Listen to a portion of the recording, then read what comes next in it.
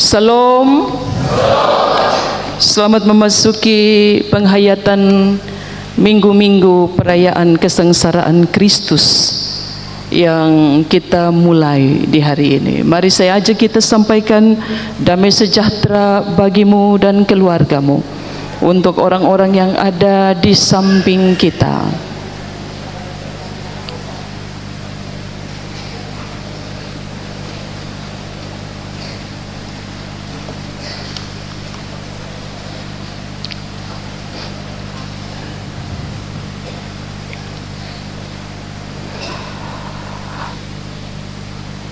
Bapak, Mama, saudara-saudara, anak-anak yang diberkati Tuhan, percaya atau tidak, hidup saudara itu turut dibentuk oleh pengalaman-pengalaman yang saudara dan saya jumpai. Dan mau omong tentang pengalaman, satu buku tidak bisa bercerita tentang siapa kita dan apa yang kita temukan dalam perjalanan ini. Ada yang berbicara dalam pengalaman, saya pernah mengalami situasi yang paling sulit dalam hidup ini. Karena itu dia selalu bilang begini, saya pernah berada pada titik nadir terendah dalam hidup ini. Ada yang bilang, saya selalu menemukan jalan keluar, Tuhan kasih jalan keluar ini macam cepat. Tanpa saya minta, Tuhan kasih. Itu pengalaman saudara. Dan pengalaman-pengalaman saudara itulah yang membentuk kita. Karena itu Bapak Mama diajak ketika pengalaman membentuk kita. Kita diajak, jangan terlalu cepat mengutuki setiap peristiwa hidup. Jangan cepat-cepat memberikan vonis terhadap setiap peristiwa hidup. Karena bagi orang percaya, di setiap rentetan kehidupan saudara yang saudara jumpai, entah saudara siap atau tidak, di sana ada Kristus yang menuntun saudara untuk melewatinya. Ada 3 nama dalam sejarah pelayanan Yesus yang tidak pernah tidak diceritakan oleh Yesus. Bahkan tidak sedikit orang bilang ini 3 orang ini spesial di mata Yesus. Murid Yesus itu ada 12, benar? Benar.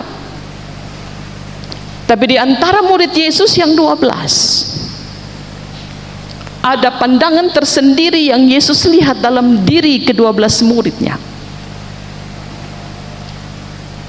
Sehingga di antara 12 murid itu ada 3 orang yang selalu dia libatkan secara khusus ketika Yesus hendak berpergian. 3 nama itu Petrus, Yakobus, dan juga Yohanes. Kalau Bapak Mama dan saya buka cerita-cerita dalam Alkitab, bercerita tentang 3 nama ini.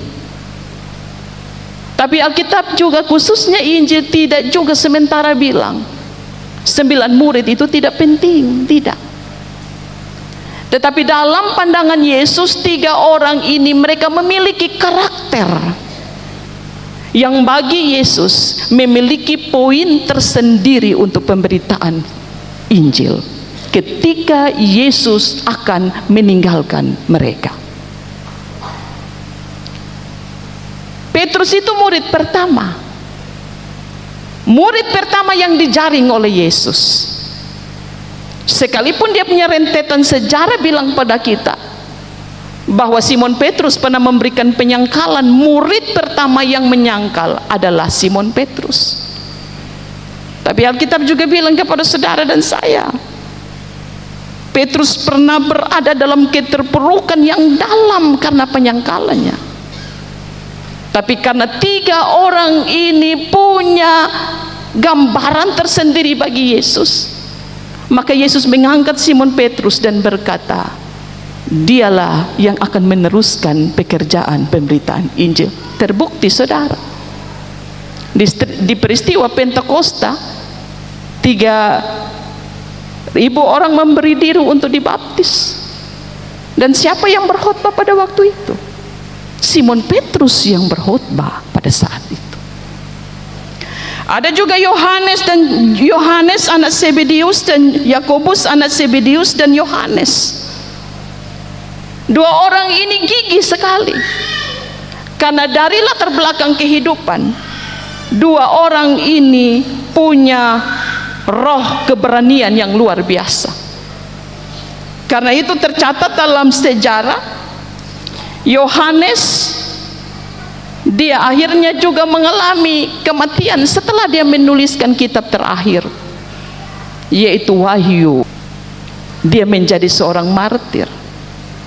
Bahkan sejarah bilang kepada saudara dan saya, Yakobus juga mengalami itu. Dia memberi diri, pemberitaan firman dia kerjakan dengan penuh keberanian, hingga pada akhirnya dia juga harus mengalami kematian karena ketaatannya memberitakan Injil. Bapak, mama, saudara-saudara, ini tiga orang ini selalu dilibatkan oleh Tuhan dalam pelayanan. Ingat saudara, ketika Yesus menyembuhkan seorang anak kepala rumah ibadah, Yairus, yang dibawa ini hanya ini tiga orang. Ketika Yesus berdoa di Getsemani, yang dibawa juga ini hanya ini tiga orang. Ketika Yesus mengalami transfigurasi, itu juga yang dibawa adalah tiga orang ini. Hingga hari ini kita membaca di Minggu Sengsara yang pertama, yang sementara sedang kita hayati, tiga nama ini untuk pertama kalinya disebut oleh Injil menurut Markus. Ada apa dengan mereka, Bapak Mama? Tadi saya kalau bilang begini, Bapak Mama, di awal saya bilang bukan berarti bahwa 9 orang murid-murid yang ada pada waktu itu tidak penting. Mereka penting. Tapi Yesus menaruh percaya benar. Yesus menaruh pekerjaan Injil yang akan mereka kemudian beritakan pasca kematian Yesus ini ditaruh di tiga pundak laki-laki ini. Karena itu mengapa dalam momen-momen penting dalam pelayanan Yesus terlihat hanya tiga orang ini yang dilibatkan oleh Yesus, karena Yesus mau mereka melihat dengan mata mereka, bukan mendengar kesaksian tentang siapa itu Yesus dari mulut banyak orang, tapi melihat dan mendengar langsung dari mulut Yesus. Bapak, mama, saudara-saudara, peristiwa transfigurasi ini, atau yang dikenal dengan perubahan bentuk atau rupa, Yesus mau memperlihatkan kepada tiga orang laki-laki ini. Yang pertama, ini puncak spiritualitas Yesus diperlihatkan. Kenapa ini perlu, Bapak Mama? Kalau kita geser sedikit ke perikop sebelumnya, peristiwa transfigurasi ini atau perubahan wujud atau bentuk dari Yesus ini terjadi setelah apa?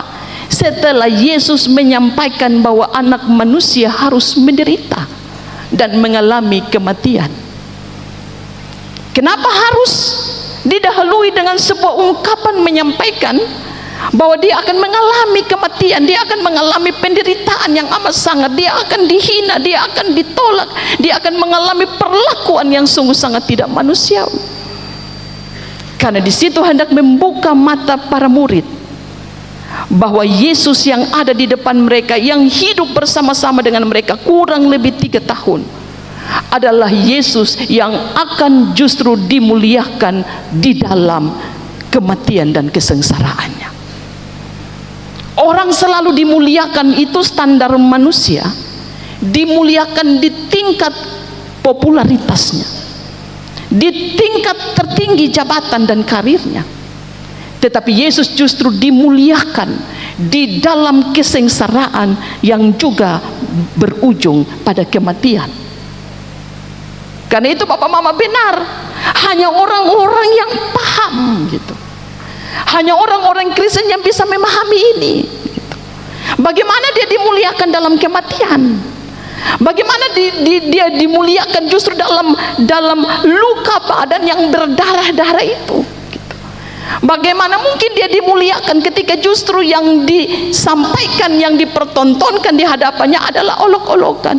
Orang yang dimuliakan menurut standar manusia adalah orang yang dielu-elukan, orang yang diagung-agungkan, orang yang diangkat ke atas, orang yang dibersihkan jalan-jalannya, orang yang diagung-agungkan nama-nama.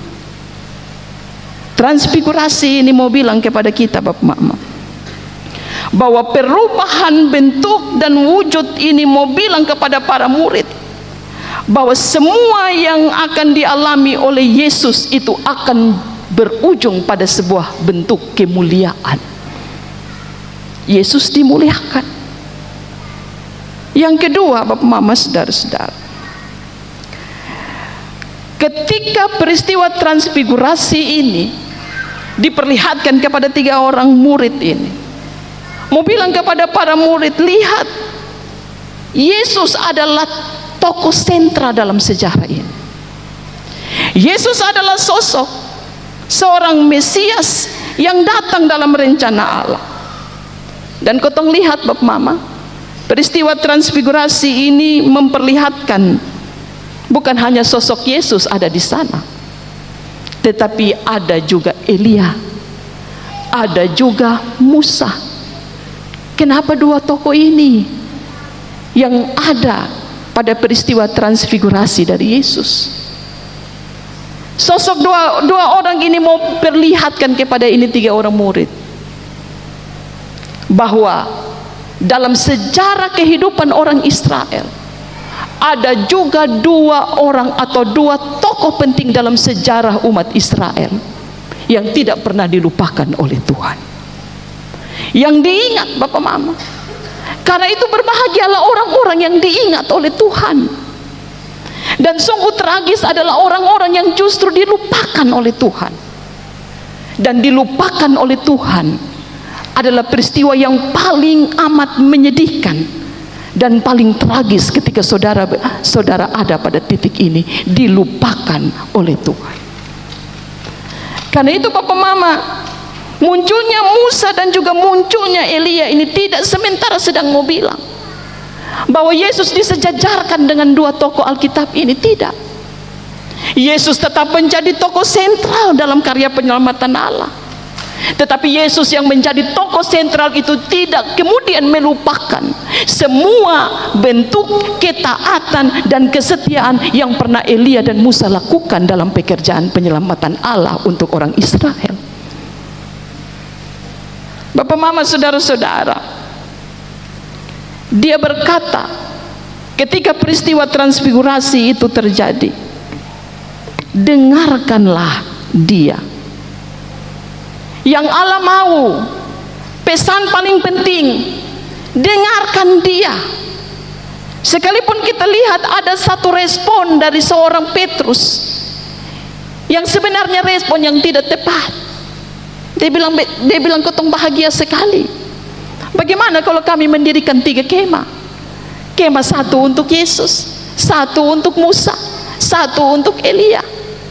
Yesus tahu benar bahwa di awal pemberitaan tentang kesengsaraan Yesus yang Yesus mulai beritakan, mulai diperdengarkan di telinga para murid, salah satu orang yang belum paham itu adalah Simon Petrus. Sekalipun dia selalu dibawa oleh Yesus supaya menjadi paham untuk semua yang akan terjadi pada diri Yesus.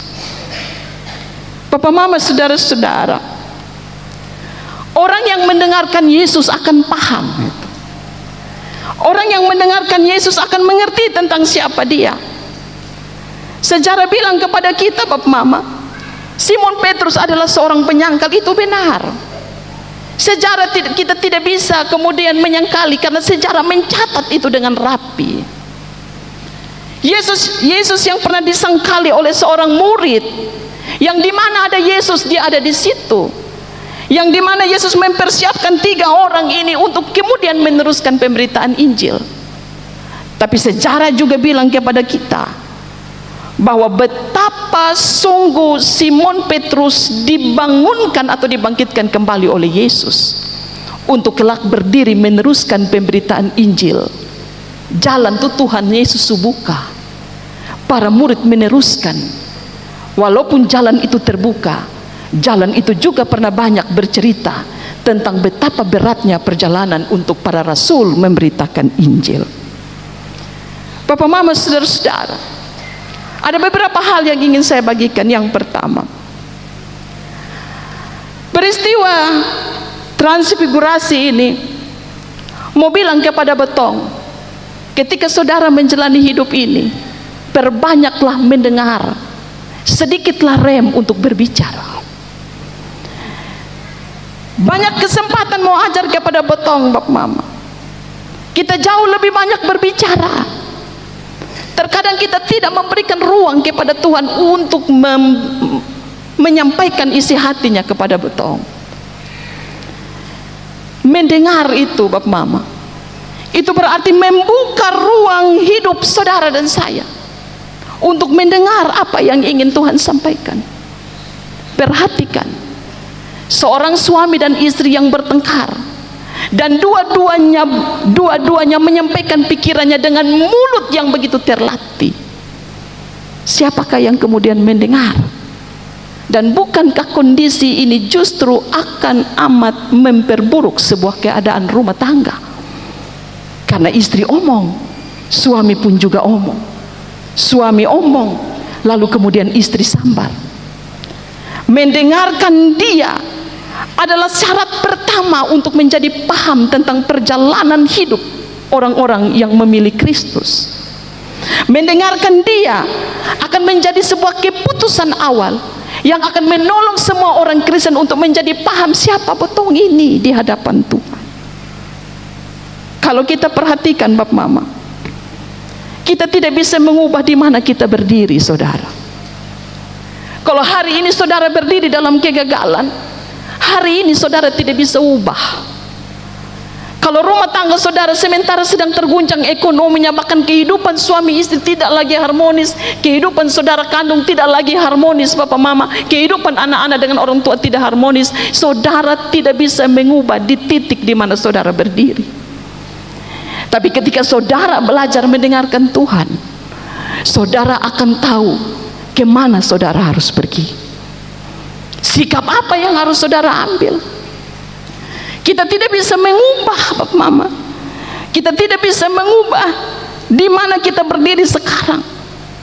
Karena itu, Bapak Mama,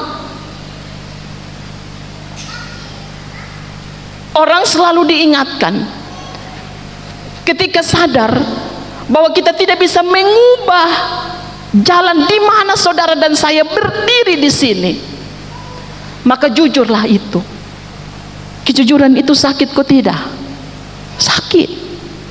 Ada istri yang menangis, ada suami yang terluka, ada anak-anak yang ditelantarkan, ada orang tua yang tidak lagi dilihat oleh anak-anaknya karena pernikahan, karena pekerjaan. Jujurlah terhadap keadaan, karena sejatinya saudara dan saya tidak bisa mengubah tempat di mana kita berdiri. Tapi peristiwa transfigurasi mau bilang kepada kita, sama seperti Yesus bilang kepada Petrus, Yakobus dan Yohanes, dengarkan dia.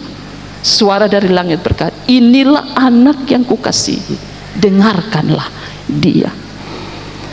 Karena itu, Bapak Mama, hidup ini tidak ditentukan oleh apa kata orang, saudara. Saudara punya berkat juga tidak ditentukan oleh apa kata orang. Tapi saudara punya hidup, ingat, ditentukan oleh apa kata Tuhan. Karena itu belajar, dengarkan dia. Belajar untuk membuka telinga. Belajar juga untuk membuka hati, dengar. Firman Tuhan bilang begini, jadilah tenang. Itu dia mau bilang, diamlah, tenanglah, jangan banyak omong, tenang. Karena dalam ketenangan kita bisa berdoa. Yang kedua, peristiwa transfigurasi ini mau bilang kepada saudara dan saya, ini perhatikan pesan yang Yesus sampaikan kepada Petrus, Yohanes dan Yakobus. Dia bilang, ingat, Jangan ceritakan kejadian ini kepada siapapun. Jangan ceritakan pesan ini kepada siapapun. Ini mau bilang kepada Petrus, kepada Yohanes, kepada Yakobus, kamu harus diam karena waktunya belum tepat. Kalau begitu, transfigurasi ini mau bilang kepada saudara dan saya, bicaralah pada tempat yang tepat dan waktu yang tepat. Transfigurasi ini juga mau bilang kepada para presbiter, penatua, diaken, pengajar, pendeta, bicaralah pada waktu yang tepat. Dan kalau Tuhan bilang jangan sampaikan, maka jangan sampaikan.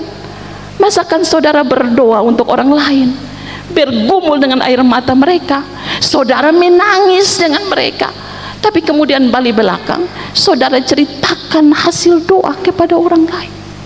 Ingat para presbiter, di mulut dan di bahumu Tuhan beri roh untuk juga terus mendoakan jemaat. Karena itu pelihara rahasia pelayanan. Tidak boleh satu orang pun, kata Yesus kepada Petrus, Yakobus dan Yohanes. Itu dia mau bilang, bahkan kepada istrimu, bahkan kepada suamimu, apa yang terjadi di konsistori jangan kemudian engkau bawa menjadi bahan yang engkau perbincangkan di bawah pohon asam. Ada waktu saudara berbicara, tapi ada waktu saudara dibiarkan oleh Tuhan untuk diam. Ada waktu di mana saudara harus tunduk dan kemudian mengangkat mukamu dan memperkatakan apa yang Tuhan titipkan. Tetapi ada waktu Tuhan bilang begini, diam karena waktunya belum tepat. Orang selalu diingatkan Bapak Mama, orang yang bijak itu bukan orang yang pandai omong. Orang yang kalau bijak itu bukan orang yang dia suka berputar kata, bermain seperti orang yang mau masuk minta jubir hidung itu mulu-mulu dan itu mulu minyak gitu. Tapi saya tidak bilang jubir itu tidak berhikmat, tidak. Tapi yang saya mau bilang, orang yang bijak adalah orang yang tahu kapan dia harus berbicara dengan waktu yang tepat. Dan orang yang bijak adalah tahu kapan dia harus diam dan kapan dia harus membuka dan menutup sebuah pembicaraan. Dan Simon, Petrus, Yakobus dan juga Yohanes dipersiapkan benar oleh Tuhan untuk ada dan memiliki karakter seperti ini. Yang kedua, Bapak Mama, transfigurasi ini mau bilang kepada Botong, Bapak Mama, semua keadaan jalan-jalan kesulitan yang Kotong temukan, ingat Tuhan punya cara. Kadang kita kehilangan cara, kok tidak Bapak Mama, untuk didik kita pun anak-anak ini. Anak-anak zaman alfa ini susah. Kita geleng-geleng Bapak Mama. Orang tua hanya urut dada. Sampai-sampai akhirnya orang tua memberikan keluasan anak-anak mau tentukan depo arah. Mau pi mana na lupi sudah. Te beta su capek. Beta sudah letih. Transfigurasi mau bilang kepada Botong Bapak Mama, bahwa Tuhan tahu cara. Tuhan tahu seperti apa jalan keluar yang bisa mengatasi kita punya ketakutan, yang bisa mengatasi kita pun kebingungan, yang juga bisa mengatasi semua hal yang berkecamuk dalam kita pun hidup. Tuhan tahu dia pun cara, dengan satu syarat, dengarkan dia.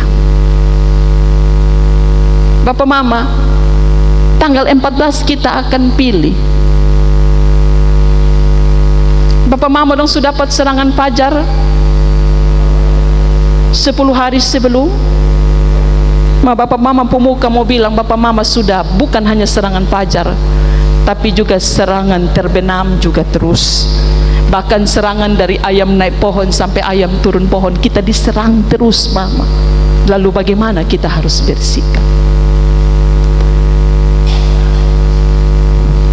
Romo Franz Magnus Suseno bilang begini, seorang guru besar dan ahli filsafat. Dia bilang begini, pemilu bukan untuk memilih yang terbaik, tetapi pemilu untuk mencegah yang terburuk berkuasa.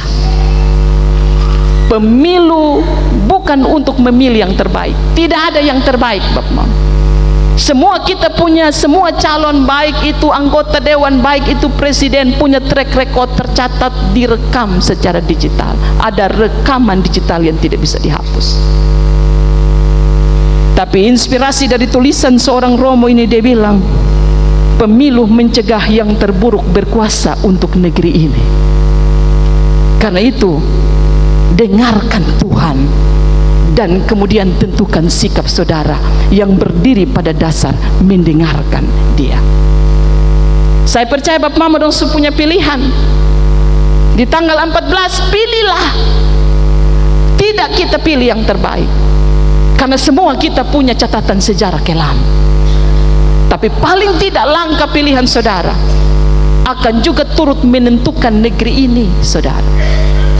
Jangan hanya karena 250.000 dan 300.000 untuk satu suara. Bapak Mama bilang ini sudah yang tepat. Mama coblos ini, Mama coblos ini, lu coblos ini. Tekotong 5 orang kali 3, 1.500.000. Su bisa beli makanan babi 3 karung ukuran 50 kilo. Barenti saudara. Dengarkan Dia. Jangan dengarkan suara-suara yang lain. Amin kok.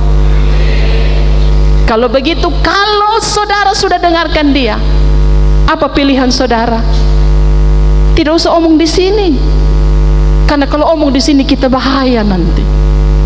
Ketika saudara sudah punya pilihan, doakan mereka yang mungkin tidak masuk dalam pilihan saudara, supaya ketika sekalipun mereka tidak terpilih, mereka tetap menjadi orang-orang yang pernah juga mengisi sejarah perjalanan bangsa ini. Kita pun Tebenu, ada berapa calon kira-kira? Berapa? 20 berapa Bapak Wakil? 23. Mau pilih mana tinggal mana. Tapi saya mau bilang begini Bapak Mama, dari 23 ini Tuhan akan menuntun saudara untuk menjatuhkan pilihan. Jangan pilih A, karena selama ini Dia yang beri kita makan. Jangan pilih B, karena dia selama ini yang melihat kita. Itu baik saudara. Tapi saya mau bilang Bapak Mama, pemilu mencegah yang terburuk berkuasa. Karena ketika omong tentang kekuasaan, itu juga omong tentang kepentingan. Dan ketika omong tentang kepentingan, ada banyak orang juga yang menjadi korban dari dasar sebuah kepentingan.